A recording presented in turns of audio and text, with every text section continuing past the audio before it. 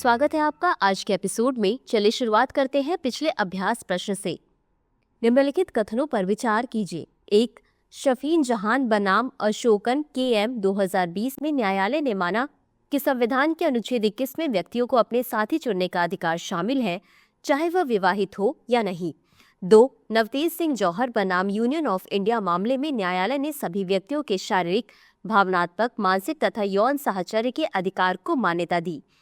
3. कौशल किशोर बनाम उत्तर प्रदेश राज्य में सर्वोच्च न्यायालय ने अनुच्छेद 21 की व्याख्या को आगे बढ़ाते हुए निर्णय दिया कि इसे निजी संस्थाओं के विरुद्ध भी लागू किया जा सकता है। उपर्युक्त कथनों में से कितने सही है या सही हैं? A केवल 1, B केवल 2, C सभी 3, D कोई भी नहीं। इस प्रश्न का सही उत्तर है विकल्प C सभी 3। चलिए देखते हैं इसके विश्लेषण को। शफीन जहान बनाम अशोकन KM 2020 में न्यायालय ने माना कि संविधान के अनुच्छेद 21 में व्यक्तियों को अपने साथी चुनने का अधिकार शामिल है, चाहे वह विवाहित हो या नहीं। अतः कथन 1 सही है। नवतेज सिंह जौहर बनाम भारत संघ में न्यायालय ने सभी व्यक्तियों के शारीरिक, भावनात्मक, मानसिक तथा यौन साहचर्य के अधिकार को मान्यता दी। अतः कथन 2 सही है। कौशल किशोर बनाम उत्तर प्रदेश राज्य में सर्वोच्च न्यायालय ने क्षैतिज अधिकारों की इस योजना से आगे बढ़कर यह माना कि अनुच्छेद 21 के तहत अधिकार निजी पक्षों के विरुद्ध भी लागू किए जा सकते हैं। अतः कथन 3 सही है। तो चलिए शुरुआत करते हैं आज के एपिसोड की पहले प्रश्न से। निम्नलिखित कथनों पर विचार कीजिए। 1. इसे भारतीय पैंथर हाउंड या भारतीय तेंदुआ हाउंड का उपनाम दिया गया है। 2. यह अपनी विशाल धनुषाकार गर्दन एवं पुष्ट मांसल शरीर के लिए जाना जाता है, जिसकी खाल का वर्ण काला एवं सफेद धारियां होती हैं। 3. भारतीय कृषि अनुसंधान परिषद, राष्ट्रीय पशु आनुवांशिक संसाधन ब्यूरो ने आधिकारिक तौर पर इसे हिमालयी क्षेत्र की स्वदेशी नस्ल के रूप में मान्यता दी है। निम्नलिखित में से कौन सा जानवर की उपयुक्त विवरण व्याख्या करता है? A. गद्दी कुत्ता, B. तिब्बत का बड़े आकार वाला कुत्ता, C. बखरवाल कुत्ता, D. हिमालयन शिपडॉग। इस प्रश्न का सही उत्तर है विकल्प A. गद्दी कुत्ता। चलिए देखते हैं इसके विश्लेषण को। भारतीय कृषि अनुसंधान परिषद, राष्ट्रीय पशु आनुवांशिक संसाधन ब्यूरो ने हिमालय क्षेत्र की मूल नस्ल गद्दी कुत्ते को आधिकारिक तौर पर मान्यता दी है। गद्दी कुत्ता पंजीकृत प्रजाति में शामिल होने वाला चौथा मूल नस्ल का कुत्ता है। इससे पहले तमिलनाडु की राजपलायम और चिप्पीपराई नस्लें और कर्नाटक की मुधोल हाउंड नस्लों का पंजीकरण किया जा चुका है। हिमाचल प्रदेश की गद्दी जनजाति के नाम पर इस नस्ल का नाम रखा गया है, जिसका उपयोग भेड़ों और बकरियों को शिकारियों से बचाने के लिए किया जाता है और हिम तेंदुए जैसे मांसाहारी जानवरों से सुरक्षा प्रदान करने की क्षमता के कारण इसे भारतीय पैंथर हाउंड अथवा भारतीय तेंदुआ हाउंड उपनाम दिया गया है। हिमाचल प्रदेश की गद्दी जनजाति एक अर्ध घुमंतु समुदाय है जो परंपरागत रूप से चरवाही और ऊन प्रसंस्करण में संलग्न है। शारीरिक विशेषताएं। गद्दी कुत्ता अपनी विशाल धनुषाकार गर्दन और पुष्ट मांसल शरीर के लिए जाना जाता है, जिसकी खाल का वर्ण काला होता है और कुछ कुत्तों पर सफेद धारियां होती हैं। संख्या में गिरावट। 1000 से कम समष्टि वाले गद्दी कुत्ते को जीन पूल के कमजोर होने और प्रजनन कार्यक्रमों के अभाव के कारण विलुप्त होने का खतरा है। संरक्षण प्रयास। इस मान्यता का उद्देश्य गद्दी नस्ल के संरक्षण में मदद करना है, जिससे अभी तक प्रमुख केनिल क्लबों द्वारा मान्यता नहीं दी गई है। अतः विकल्प A सही है। अगला प्रश्न है, PM सूर्य घर मुफ्त बिजली योजना के संबंध में निम्नलिखित कथनों पर विचार कीजिए। 1. इसे नवीन एवं नवीकरणीय ऊर्जा मंत्रालय द्वारा लॉन्च किया गया और इसका उद्देश्य रूफटॉप पर सौर पैनल लगाकर 1 करोड़ घरों को मुफ्त बिजली उपलब्ध कराना है। 2. इसका कार्यान्वयन राष्ट्रीय स्तर पर राष्ट्रीय कार्यक्रम कार्यान्वयन एजेंसी और राज्य स्तर पर राज्य कार्यान्वयन एजेंसी द्वारा किया जाएगा। उपर्युक्त में से कौन सा या कौन से कथन सही है या सही है? A केवल 1, B केवल 2, C 1 और 2 दोनों, D न तो 1 और न ही 2। इस प्रश्न का सही उत्तर है विकल्प C 1 और 2 दोनों। चलिए देखते हैं इसके विश्लेषण को। नवीन एवं नवीकरणीय ऊर्जा मंत्रालय द्वारा फरवरी 2024 में शुरू की गई PM सूर्य घर मुफ्त बिजली योजना का उद्देश्य छतों पर सौर पैनल लगाकर 1 करोड़ घरों को मुफ्त बिजली उपलब्ध कराना है। अतः कथन 1 सही है। प्रधानमंत्री सूर्य घर मुफ्त बिजली योजना को राष्ट्रीय स्तर पर राष्ट्रीय कार्यक्रम कार्यान्वयन एजेंसी और राज्य स्तर पर राज्य कार्यान्वयन एजेंसियों द्वारा लागू किया जाएगा। अतः कथन 2 सही है। अगला प्रश्न है, निम्नलिखित कथनों पर विचार कीजिए। 1. खाद्य एवं कृषि संगठन यानी FAO संयुक्त राष्ट्र का एक प्रमुख अंग है जो भूखमरी की रोकथाम हेतु अंतर्राष्ट्रीय प्रयासों का नेतृत्व करता है। 2. FAO और WHO द्वारा स्थापित कोडेक्स एलिमेंटेरियस आयोग अंतर्राष्ट्रीय खाद्य मानकों को निर्धारित करने का कार्य करता है। उपयुक्त में से कौन सा या कौन से कथन सही है या सही है? ए केवल एक, बी केवल दो, सी एक और दो दोनों, डी ना तो एक और ना ही दो। इस प्रश्न का सही उत्तर है विकल्प बी। खाद्य एवं कृषि संगठन संयुक्त राष्ट्र की एक विशेष एजेंसी है जो भूखमरी की रोकथाम हेतु अंतर्राष्ट्रीय प्रयासों का नेतृत्व करती है, अतः कथन एक सही नहीं है। यह रोम, इटली में स्थित संयुक्त राष्ट्र खाद्य सहायता संगठनों में से एक है। इसके सहयोगी निकाय विश्व खाद्य कार्यक्रम एवं अंतर्राष्ट्रीय कृषि विकास कोष है। FAO और WHO द्वारा स्थापित कोडेक्स एलिमेंटेरियस आयोग अंतर्राष्ट्रीय खाद्य मानकों को निर्धारित करने का कार्य करता है, अतः कथन दो सही है।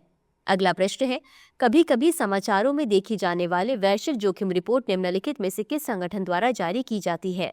ए, अंतर्राष्ट्रीय मुद्रा कोष, बी, विश्व आर्थिक मंच, सी, विश्व व्यापार संगठन, डी, विश्व स्वास्थ्य संगठन। इस प्रश्न का सही उत्तर है विकल्प बी, विश्व आर्थिक मंच। चलिए देखते हैं इसके विश्लेषण को। वैश्विक जोखिम रिपोर्ट विश्व आर्थिक मंच द्वारा जारी की जाती है।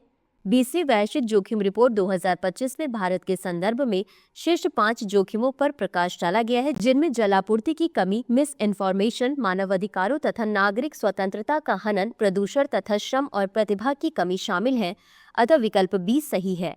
अगला प्रश्न है, निम्नलिखित कथनों पर विचार कीजिए। एक, प्रतिस्थापन स्तर प्रजनन क्षमता वह कुल प्रजनन दर है जिस पर किसी जनसंख्या का समान आकार बिना किसी प्रवासन के बना रहता है। 2, देश में बिहार और मेघालय में प्रजनन दर सबसे अधिक है। उपर्युक्त में से कौन सा या कौन से कथन सही है या सही है?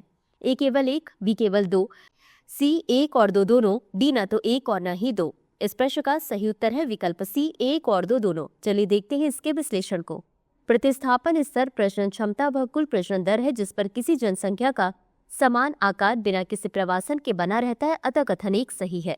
राष्ट्रीय परिवार स्वास्थ्य सर्वेक्षण 2019 से 21 के अनुसार बिहार और मेघालय में देश में सबसे अधिक प्रजनन दर है, जबकि सिक्किम तथा अंडमान और निकोबार द्वीप समूह में सबसे कम प्रजनन दर है, अतः कथन दो सही है।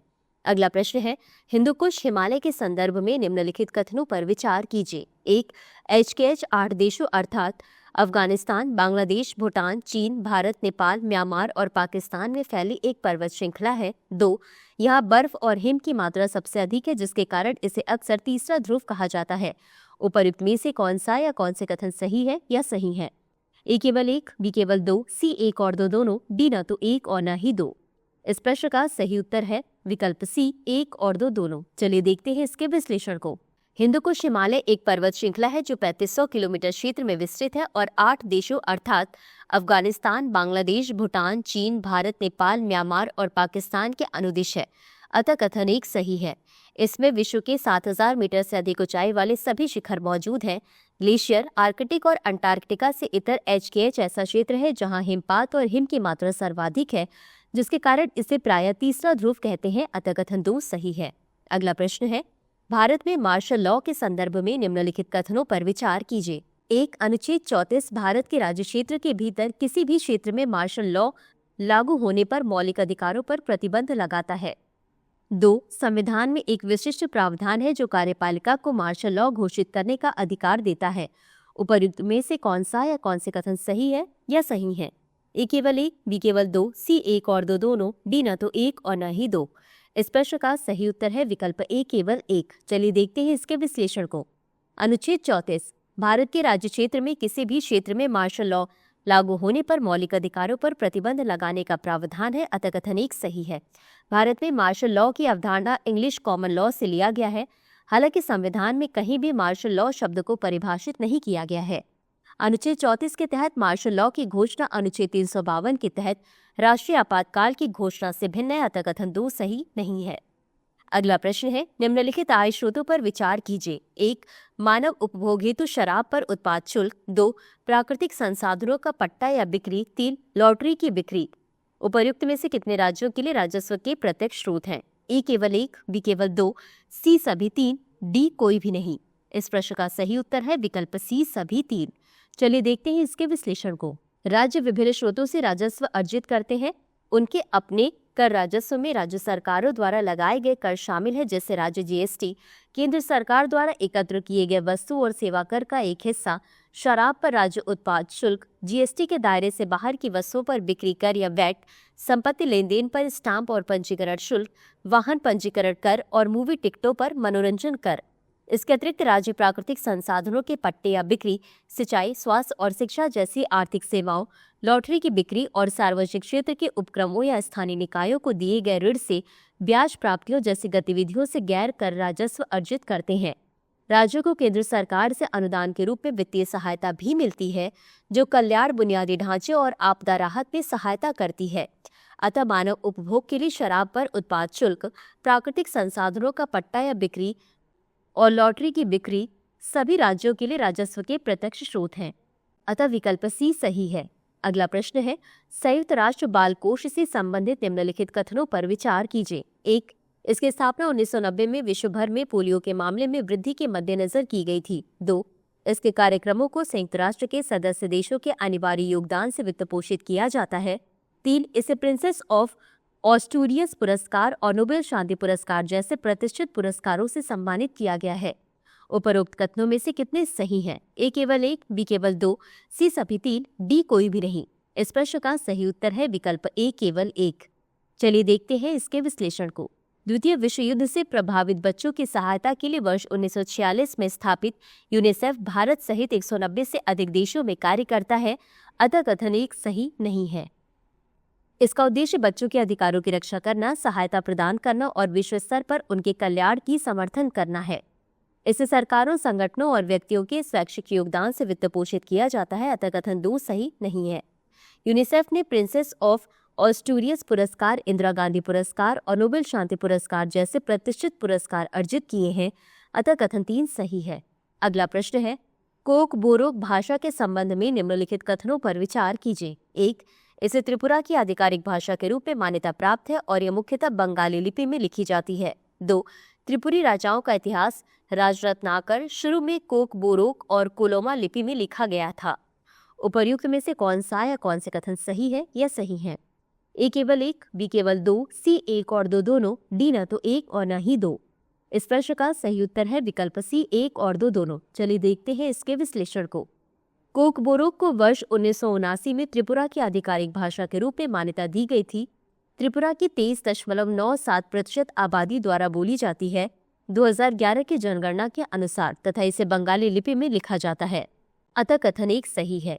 राजरत्नाकर त्रिपुरी राजाओं का एक इतिहास प्रारंभ में दुर्लभेंद्र चोंटई द्वारा कोक बोरोक और कोलुमा लिपि में लिखा गया था। अतः कथन 2 सही है। तो चलिए अंत में देखते हैं आज के अभ्यास प्रश्न को। खनन के संबंध में निम्नलिखित कथनों पर विचार कीजिए। 1. भारतीय संविधान में यह प्रावधान है कि राज्य सरकार अपनी सीमाओं के भीतर खनिजों का स्वामित्व रखेगी। 2. संविधान के 6ठी अनुसूची की सूची 1 के अंतर्गत केंद्र सरकार को भारत के अनन्य आर्थिक क्षेत्र के भीतर खनिजों का स्वामित्व रखने का अधिकार है। उपर्युक्त में से कौन सा या कौन से कथन सही नहीं है या नहीं है? ए केवल 1, बी केवल 2, सी 1 और 2 दोनों, डी न तो 1 और न ही 2। इस प्रश्न का उत्तर कमेंट बॉक्स में जरूर दें। आज के लिए बस इतना ही। धन्यवाद।